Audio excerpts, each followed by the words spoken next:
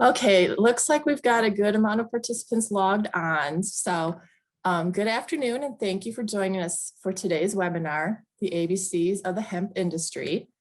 I'm your moderator, Lisa Cleaver, Digital Content Editor for Feed and Grain Magazine. Our speakers today are Rory Cruz, CEO of Sweetwater Hemp Company, Andrew Potter, co-founder and CEO, and Wilson Johnston, co-founder and chief agronomist, both with Blue Sky Hemp Ventures. Before we get started, I want to mention that our panel will have time to answer questions at the end of the webinar. You can submit them at any time during the presentation using the chat window. We're also recording today's webinar, and you'll be emailed a link to view it on demand within the next week. You can also go to our website, live.feedandgrain.com, and view it on our webinar archive page. So once again, I want to thank all of you for spending part of your day with us. And with that, I will turn things over to Rory.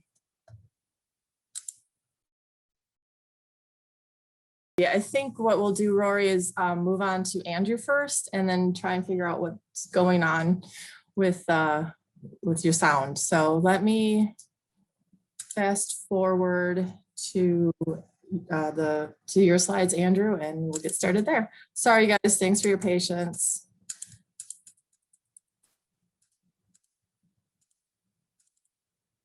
And there we go. Thank you, Andrew. Okay, just before I start off, can everybody hear me, or can you hear me, Lisa? I can hear you. You're good. Okay, good. Okay, thank you everybody for your time today. Lisa, why don't we move to the first slide just on strategy. So again, yeah, thanks for taking the time today, everybody. I'll just walk you through, just starting with our strategy, and then I'll walk through just our different business segments and address some of the opportunities and challenges that we see in the market. Just starting off, I guess, a little bit of background on Blue Sky and what differentiates us. The starting point is our strategy, that we are a very, very different type of industrial hemp company. So there's many companies out there focusing on individual value chains like grain or CBD or fiber.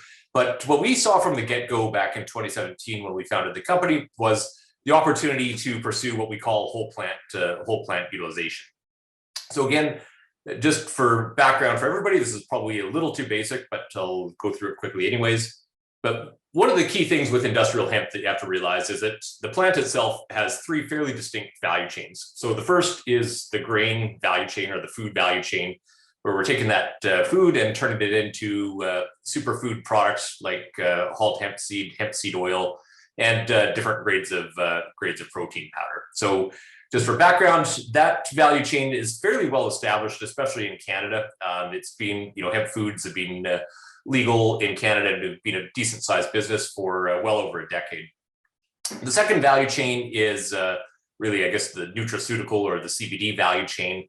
And that's where you're taking the flower, the leaves, and extracting CBD and turning that into end products. The third value chain is taking the stalk of the plant and being able to turn that into separate that into fiber and hurd, and I'll talk more about that later. But really, that is a very attractive input into different industrial applications. So again, Blue Sky's strategy is focused on whole plant utilization, which really means that we're pursuing all three value chains and that we're leaving nothing to waste. So the big question that you should be asking is, why are we doing this? There's no question that it's a more complicated business model to execute on, but it really comes down to cost and sustainability. When we looked at the business back in 2017, we looked at each one of these value chains and immediately identified that the biggest cost input into each one of these is their cost of procuring high quality raw materials. What we came up with is that if we could strike a unique arrangement with our growers, that we could strike a unique arrangement with our growers and contract land at a reasonable rate, and if we could put the systems in place to monetize all these different product streams, that we could have a sustainable cost advantage versus the rest of the industry. So we're just over 3 years into this today, and I absolutely believe that we're on the right track with this strategy. So that's reason number one is low cost. And the second is really about environmental sustainability, that by leaving no waste, And in particular, being able to monetize the stock of the plant, we can actually execute on our business model with a zero or even a negative carbon footprint, because we are sequestering CO2 in some of these different products that we're creating. Next slide, Lisa. So what I'm highlighting on this slide is really, kind of what is the prize of whole plant utilization. So there are some differences between the Canadian and US market for sure, and I'll address those a little bit later. But really what this highlights is kind of the value potential that we're chasing. So for sake of example, if we're typically contracting lands in Canada at around $500 per acre, if we can take all the grain from all the grain from that land, and this is a pretty conservative estimate, turn it into dehulled seed, that alone gets around $700 of value per acre. As we're harvesting for the grain, if we're collecting flour or chaff, we can get up to around 700 pounds per acre of that type of material. But we take that all the way through extraction. That generates, as you can see here, very, very substantial value. Now, keep in mind, this is a Canadian example. Pricing is much higher in Canada than the US, but goes to show that there's some pretty significant margin there. And the third piece on the fiber side, and this again, I think is a fairly conservative estimate. If we're looking at collecting about 3,000 pounds of stock material per acre and put that through the decortication process, produce fiber and hurd, that's almost $500 an acre on its own. Where we see increasing opportunity as well down the road is as we can start to potentially get value for emissions credits. Again, this might still be a little ways down the road, but it is substantial, right? I mean, if we can sequester 10 to 20 tons of CO2 per acre at $50 per ton, it turns into a pretty meaningful value. So again, this is really what the prize is and what differentiates Blue Sky and why we're focusing on whole plant utilization. It's lower cost and more sustainable. Next slide, Lisa. So we'll now just go a little bit deeper into each of our business segments. But one of the things that we identified back in 2017 when we went about this business is that as much as we saw a big prize in this pursuit of whole plant utilization, one of the things that we realized is that trying to launch all three businesses at one time would be a recipe for disaster. So we've taken the approach of trying to step into each business line quite methodically and with a disciplined manner. So we started with the hemp food value chain. Part of the reason was that back in 2017, this was already a fairly well established and a lower risk way for us to get launched in Canada. But we back in 2017 we saw a huge opportunity in the hemp food market and still see that to date. It's fair to say, I mean, from our perspective, it's taken a little longer to get ramped up to where we want to be, but still, a big prize for hemp foods. So just maybe I'll just touch a little bit on some of the opportunities that we see for hemp foods, and then I'll address just a handful of the challenges. But just on the opportunity side, I mean, and I kind of alluded to this. I mean, we see very significant growth potential for hemp foods. What this chart is showing is an over 27% compound annual growth rate in demand for hemp foods. So good overall sales outlook. But when we kind of look into hemp foods, it's important to identify what are those main growth drivers that are going to get this to the next level. And the two main opportunities that we're really focusing in on now is developing product to really tap into the meat analog market. So, for instance, most of the hemp food product that is sold is typically hulled hemp or hemp hearts, hemp seed oil, and some different grades of protein. But hemp protein is really not caught on in a big way in the meat analog market. Part of that is color. It's got a bit of a green tint to it, so it doesn't fit well with all applications. Big part is price, is that it does tend to be a more expensive protein, and although it's got a very nice nutty flavor, it doesn't always translate that well into the meat analog market. But one of the big opportunities that Blue Sky has seen is developing a few innovative products that we think will really hit the mark in that market. and unlock demand for hemp proteins in that alternative meat market. So we expect to be launching our first innovative product in that regard next month. The other big opportunity that we see is plant-based dairy alternatives. Again, I mean, this has turned into a multi-billion-dollar market opportunity. There are a few niche hemp milk products on the market, but if you really look at those products, they do have very attractive, very differentiated nutritionally, and have a lot of value to add. So one of the opportunities that Blue Sky sees is tapping more into this market and creating some products that are better suited for either a pure hemp milk or even as a feedstock to make hemp milk a blend stock into other already mainstream plant-based milks. So bottom line, we see some pretty attractive opportunities in the hemp food market.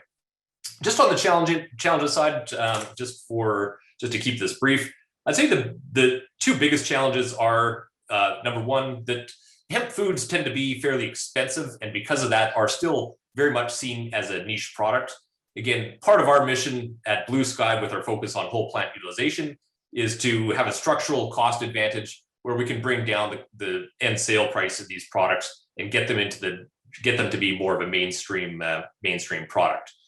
The other challenge that I'd highlight is just from the regulatory standpoint, that a lot of food products, a lot of other oil seeds, it's very easy to monetize your waste products and get value for your waste products. Hemp faces some unique regulatory challenges. Just one that I would highlight as an example is that if we're producing hemp seed oil, obviously we get a meal product that comes out of that. With most oil seeds, you can sell that meal into animal feed markets, that type of thing, and that rounds out your economics quite well. Hemp is unique in that it faces that regulatory barrier where in most regions, hemp meal, as an example, is still not approved for use in animal feeds. So that's just one example, but there are some very unique regulatory challenges that come with a focus on hemp foods.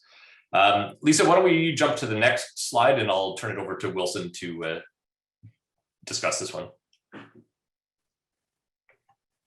Great, thank you, Andrew. Can everyone hear me okay? Yeah, great. As Andrew mentioned, my name is Wilson Johnston. I am a co-founder of Blue Sky Hemp Venture, as well as the Chief Agronomist and VP of Field Operations. So due to restricted time today, I'll stay focused on the RFL facility that we've got, which ties in very well with our whole plant utilization strategy and our production with growers. So this unique facility was commissioned in February of 2020 and is capable of processing broadacre whole hemp plants and fractionate the material into 3 separate input feedstocks for further processing. Specifically, the seed for food, CBD biomass or flour for extraction, as well as fiber and hurd portions of the plant, which go into industrial products and other material. This approach allows us to contract land, as Andrew mentioned, with our producers by the acre rather than procuring these input products independently. This greatly reduces our raw material prices while returning the maximum profit per acre back to growers, which is attractive versus other cropping opportunities and options. This process does not require significant commercial drying, which significantly reduces the processing costs while maximizing our input returns, especially on the CBD biomass side of things.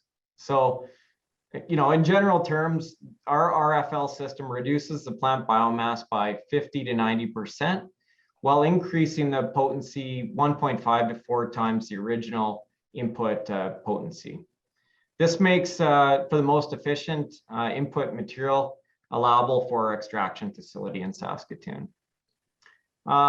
In the past, though, we have faced challenges with low potency material, as many of the varietals in Canada have historically been bred for grain production to satisfy the existing food processing market. However, very recently with the evolution of the Cannabis Act, we are starting to see more dual purpose varieties available in Canada, which should, see upside on the broadacre CBD biomass side of things for producers. and become much more appealing as an input material for extraction going forward. In fact, just yesterday, Health Canada released its 2021 list of approved cultivars, which include, a dozen or more high CBD purpose varieties accessible to growers in Canada this year.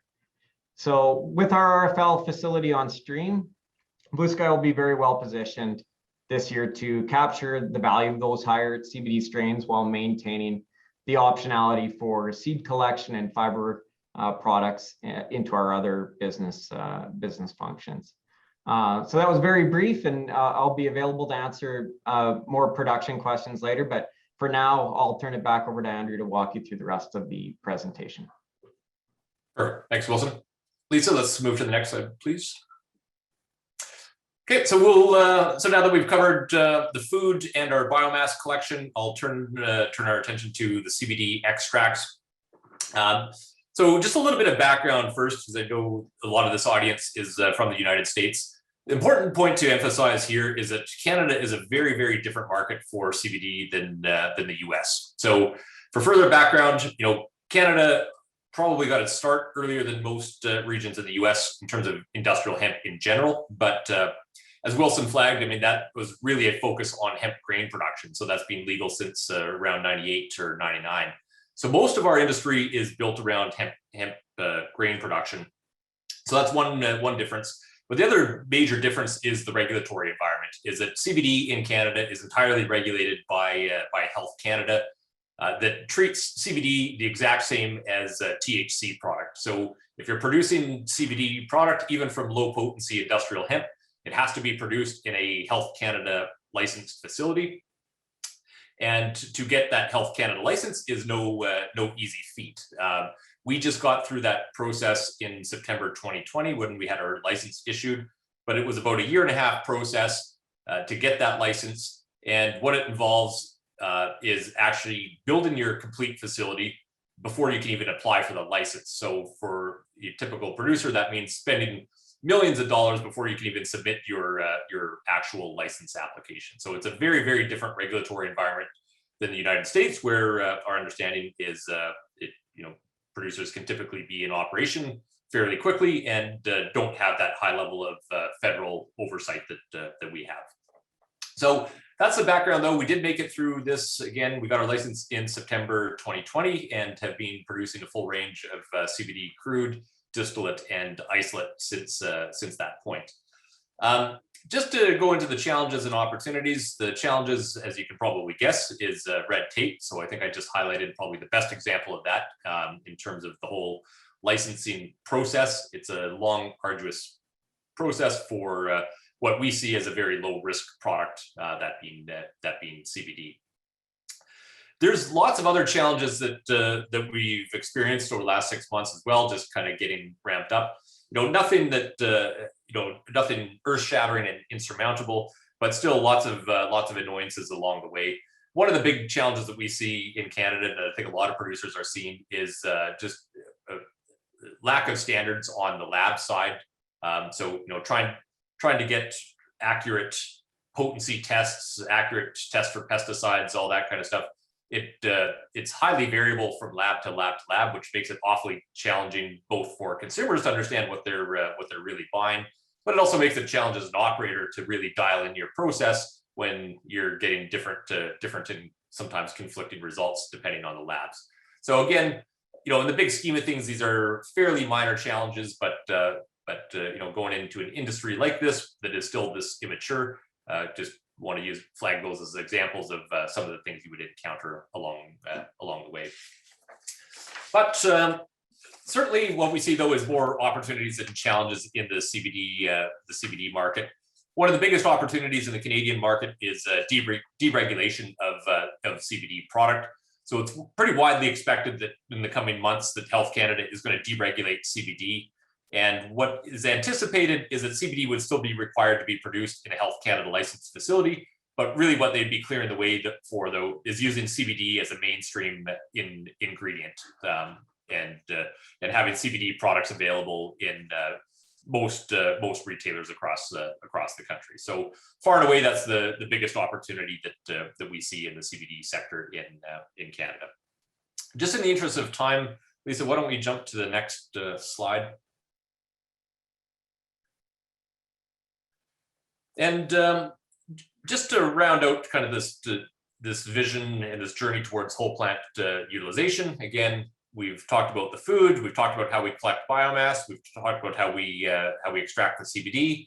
Now what I want to flag is the last stage of our journey, which is monetizing the value of the hemp stock.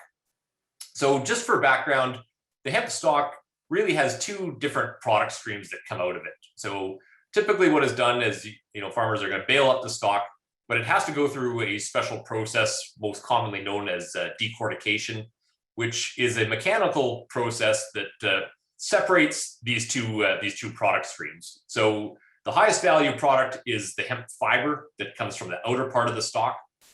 This is a very high quality fiber that has a very wide range of applications.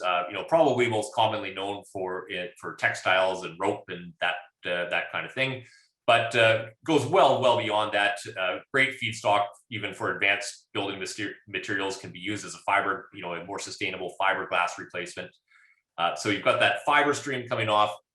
The other stream that comes out of that decortication process is hemp hurd. So that's the inner part of the stalk, usually about 60 to 70% of the total volume. This is more of a, looks more like a traditional wood chip. So it's a lower value product, but it's a big, it's big volume, and also has a wide range of potential applications. Probably the biggest and simplest market opportunity is using hemp hurd for the purposes of animal bedding. It's more absorbent and has some natural antibacterial properties that give it an advantage over competing products. But it's also has a ton of other opportunities, ranging from biofuels to hempcrete as a building material. So we're very excited to undertake this last step in our journey towards whole plant utilization. Again, the value here is that it helps bring down our overall cost structure and also helps bolster our mission towards sustainability by sequestering CO2 in these various industrial products that we create. Blue Sky, we expect to be able to announce more details on our project here in the next couple of months, but just to give you a little bit of a teaser, we are in discussions on a very large scale decortication project in Saskatchewan that, again, we'll hopefully have more detail on over the coming months. Lisa, why don't we just jump to the next slide and I'll close off.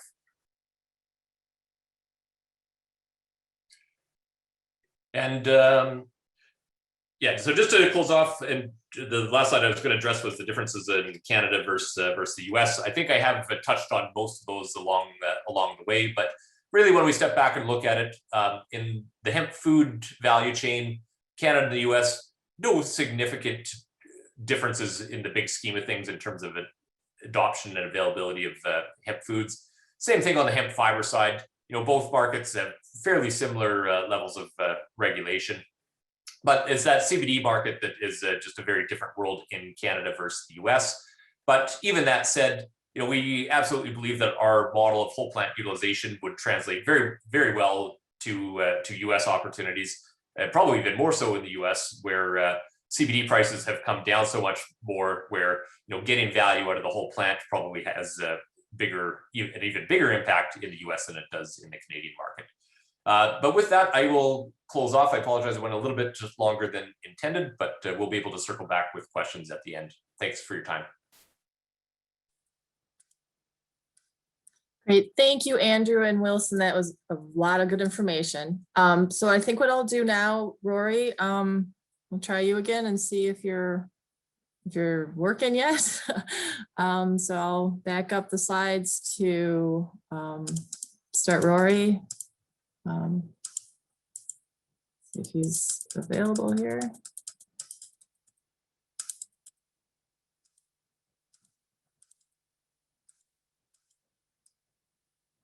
Are you there, Rory?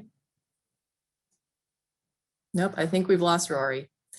So sorry about this, guys. I think what we'll do then, and if he jumps back on, we'll grab him. But I think what I'll do is Andrew and Wilson, I have a couple of questions.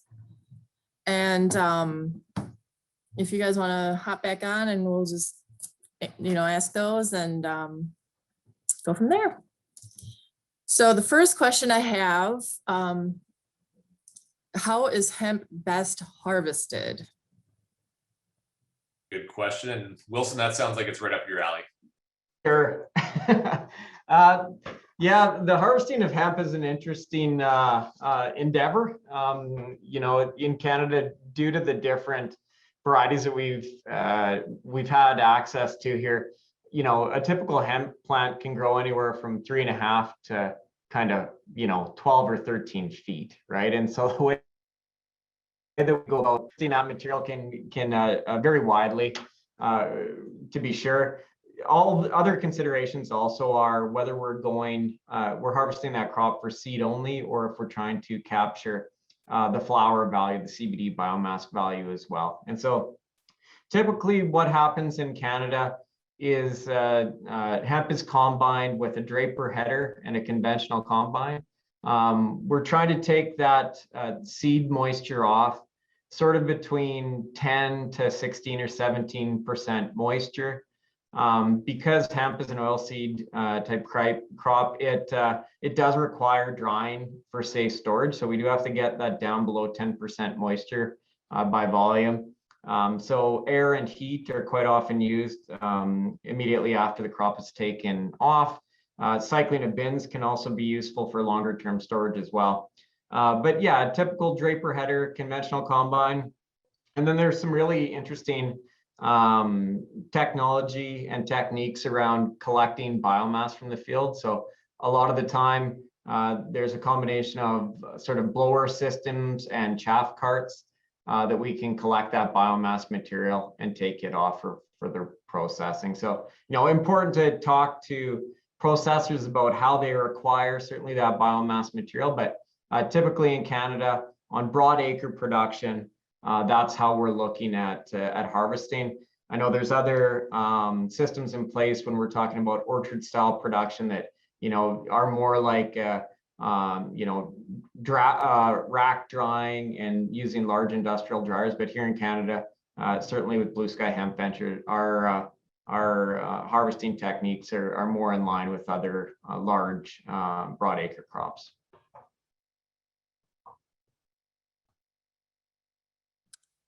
Great, thanks. The next question I have is, what testing do you do in-house? Yeah, that's a good question, and one we're always evaluating. So at a very, very high level, we do some microbial testing in-house.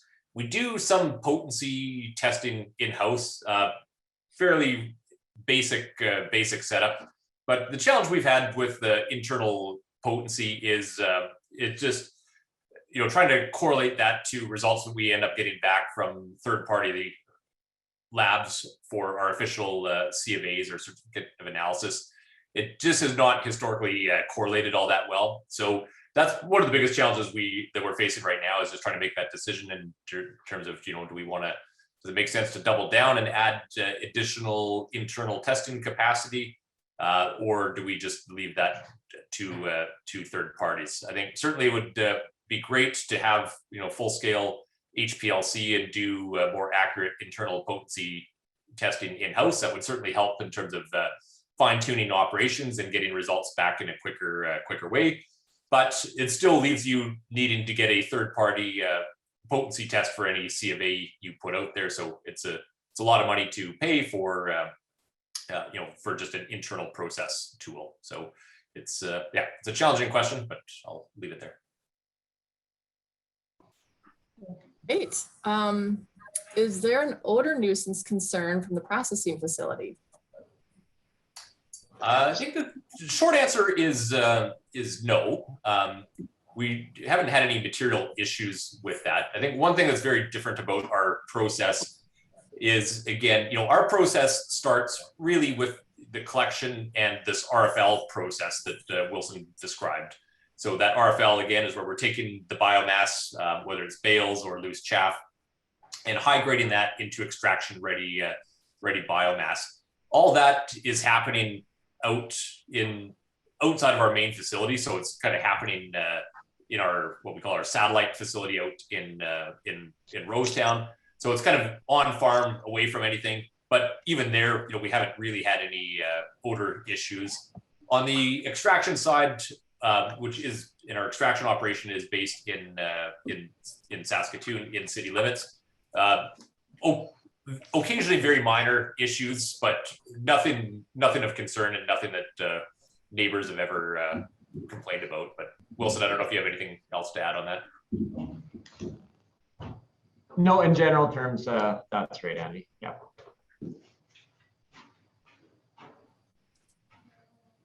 Awesome. Thanks. Hey, Rory, I see you're back. Yes, can you hear me now? Hey, we can hear you. Yes. So maybe we'll take a little pause from the Q&A right now, and let Rory take over for the next few minutes to go over his portion of the webinar. So well, I got a new computer. I have no idea why my other computer wasn't working, but I am Rory Cruz with Sweetwater Hemp Company. I am the CEO and co-founder of Sweetwater Hemp Company here in Pleasanton, Nebraska. You can go ahead to the next slide, Lisa. So I am a 4th generation farmer here in Nebraska. We grow corn and soybeans, have a 1 acre greenhouse that we grow fresh herbs, and have been researching and working in hemp for the last 6 or 7 years, trying to help build the future here in Nebraska and build the future for our kids. If you want to go to the next slide, Lisa. Wanting to help out with the farmer's opportunity in hemp. In the state of Nebraska, there is a lot of challenges, just like the guys were saying about CBD. But what we see for challenges here is actually the feral hemp and actually being able to produce high quality CBD. So knowing that the fiber and grain market in Nebraska is going to be ideal for the state of Nebraska to handle that side of it is something that we're building here at Sweetwater Hemp to be able to help those farmers create those opportunities and figure out what would be the best avenue for them to be working with. So if you want to go to the next one. So our process here, we've built a 16,000 square foot laboratory. And going back to wanting to build the future, this is an ice water extraction facility. It's a 4,000 liter ice water extraction. We just kept hearing that that kind of was the future, and it's a solventless free extraction. And we were wanting to build and produce some of the highest quality products that you could see in the United States. And being able to go back to that farmer opportunity and being able to work with them, they decided to go into that CBD field or CBG field and be able to have that avenue for processing. You can go to the next one, Lisa. So in that solventless extraction system, the really big opportunity that we get to have with that and working with the farmer is having them dry or cure that product. Or even doing a fresh frozen. So right after harvest, that plant can be harvested out, go immediately into freezing, and then being brought in here and processed that way. So it gives us a unique opportunity to be able to process both sides of how it was harvested. Okay, next. So that shows a little bit about our agitation, our separation, and how we make in that last picture down there is how we make our pure enriched high terpene oil all the way through with water and ice and purified RO water and ice that is in contact with all of that product. Okay, next. And so what we're looking for, and you can go ahead and skip right into the next one, Lisa. So, a big thing for us is that trichome, taking care of that plant, and those trichome heads that grow on hemp are what you can see all those balls on top of those trichomes. And that's the trichome head. So that's where all your oil and your terpene is being produced. And so our process with the ice, it actually will just cut the top of that trichome head off, and we will create what's called bubble hash. And so the trichome is what our whole base is being built around, and capturing the terpenes that go with that. Okay, next. So going to what I just talked about, that terpene enriched oil in our final product, what we will be producing will be a full spectrum high terpene oil. That terpene is normally lost. It's very volatile. And so that in the process of in any type of a solvent, it can be gassed off, or you lose a lot of those terpenes. In our process, we don't lose any of those terpenes, and we capture that at the end. Okay, next. So interesting in growing with us. Go ahead and go to the next. You know, working with us, we're wanting to work with farmers and help them, you know, go from step one to step, you know, to the final step. You know, the biggest thing for us is really build a business plan. Kind of figure out which way you want to go. If it's CBD, if it's seed, if it's fiber, you know, really build that business plan, educate yourself, and having us there to help with those opportunities and figuring out, you know, who are the best people to work with and how we get that information to you is what we're trying to build. Okay, next. So this is kind of a chart of how working with us, you know, kind of goes with the flow, and having that working with strains and what we're really looking for a final product. And so we can kind of pick out a genetic for that farmer, and it goes through the process. So they get good high yields out of that product. And then when it comes to us, we're getting that good terpene and that really good finished product oil that we're looking for at the end. So the full process of helping the farmer work through the entire year, help direction on how it should be handled with harvest, how it should be harvested, and then the final steps into even creating your own brand, white labeling. Here we have a full bottling system. So we can make the oil, produce it, bottle it, ready for retail. Okay, next.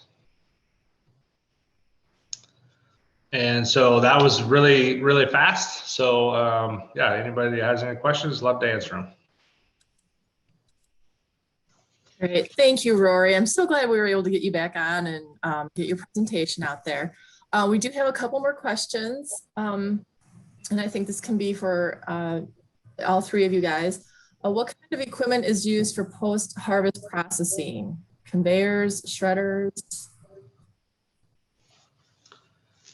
So for us, you're usually on the CBD side, you're usually hand bucking or using a bucking machine. And a lot of guys are using a conveyor to either feed that or take the process off afterwards. But where ours is so critical that I would want to see a whole flower instead of a ground up product. I want to, really preserve that trichome. A bucking machine or hand bucking is ideal for what we're looking at.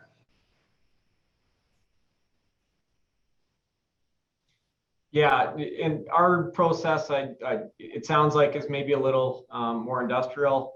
The equipment that we're using is, equipment you'd likely find in a seed cleaning type operation, conveyors, some sifting equipment, air classification and stuff like that. But we're moving through tens of tons of material daily, so pretty high capacity equipment on our post-harvest equipment.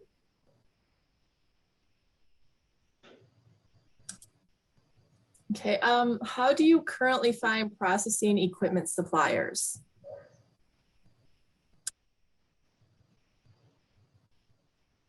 Yeah, that's a good question. On our side of things here, it's a bit of a combination of, the usual suspects that you'd find in the broad scale agriculture system. So there's some short line manufacturers that have that sell through some of those equipment suppliers, but also there's some really interesting companies in the US and Canada that have made specific equipment for specific type of harvesting applications or planting applications. So, you know, really just being open to having conversations with different engineers or people that are taking their concepts into actual production. So there's some in Nebraska that we've talked to that are really good, and other US states. So yeah, specifically, it's really just vetting out different sources and being open to having conversations about how people process this crop, because it is very different as you're all likely picking up from operation to operation. So yeah, you know, as he stated, in Nebraska, you have Bish Enterprises here in Nebraska, and they're actually making the double-headed head for your combine to do the seed on top and the fiber in the bottom. And a lot of the sourcing that I pulled was going to hemp forums and seeing the manufacturers and actually getting to meet the manufacturers there. But yeah, like they said, Bish Enterprises here in Nebraska is one of the leaders here in hemp equipment. Great. Another question, does one harvest the plant depending on which end product is desired? Yeah, I can take a start at that, and then Wilson, if you want to chime in with any comments. And it's probably very different for us than it is for Rory, because again, we have three main value chains that we're producing. Again, the grain, CBD, and the stock. And the way we look at it, you know, it'll probably change year to year which one we really want to optimize for. So at this point, with CBD pricing still so strong in Canada, you know, that's one of our main goals right now, is to try and maximize the capture of trichomes and optimize that CBD value chain, with the grain and the stock material being the byproducts that we can still get, you know, very attractive value out of, but the big prize being CBD. But as things commoditize in Canada and CBD prices come down, you know, I do expect that this will change year to year, that some years that we'll want to optimize towards grain as the primary offtake, with the CBD or with the trichome and stock being the byproducts, and you know, any combination of that. So yeah, very, very different for us than somebody focused just on one specific value chain.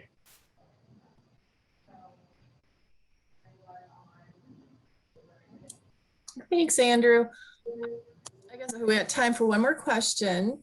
In which industry are you seeing the most demand for organic hemp and conventional hemp? That's it. Yeah, that's a good question. So it's, you know, and it does bounce around a lot. So I guess first, on the CBD side, we're not, you know, at least in Canada, and again, Canada is probably a couple of years behind the States in terms of the whole CBD marketplace developing. But for the most part, you know, the CBD products in Canada, the vast majority are conventional. There's a few that are trying to make a play in organic, but it is challenging to, you know, even getting the certifications to be an organic CBD extractor. They're not very well established. That's something that we're looking at right now. So it's just, you know, it's challenging to be an organic CBD producer in Canada. There's just a little bit of demand for it, but it's not terribly differentiated. And again, yeah, it's just tougher to get that certification. The food side is totally different. I'd say, you know, on balance, I'd say, you know, we're pretty close to a 50-50 balance. It kind of comes and goes. But what we do find is, you know, that for a lot of consumers, that they just don't have the understanding of really what the difference of conventional versus organic in hemp is. And unlike a lot of agricultural products that, you know, naturally grown hemp or conventionally grown hemp, it is almost an organic product, in that, you know, no pesticides or anything like that are used on the crop, because there's none that are approved. So really, on that whole food value chain, again, I guess what I'm trying to say is that there's not as big of a difference as you would think between conventional and organic, except for organic costs twice as much for roughly the same product. But, you know, consumers, I don't think have a very strong understanding of that yet. So we still see very strong demand for organic. And again, yeah, I'd say it's at least 50% of our overall demand for this for organic hemp foods.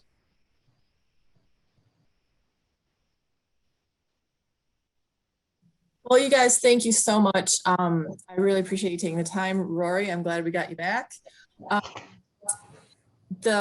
Just a reminder, the presentation has been recorded. It will be sent to you in an email link in about a week. You can always check back to our website at live.feedandgrain.com to also see the on-demand webinar. We'll get the speaker's contact information, and this presentation as well will be available. So again, thank you guys. Have a great day. Thank you. Thank Thanks. you.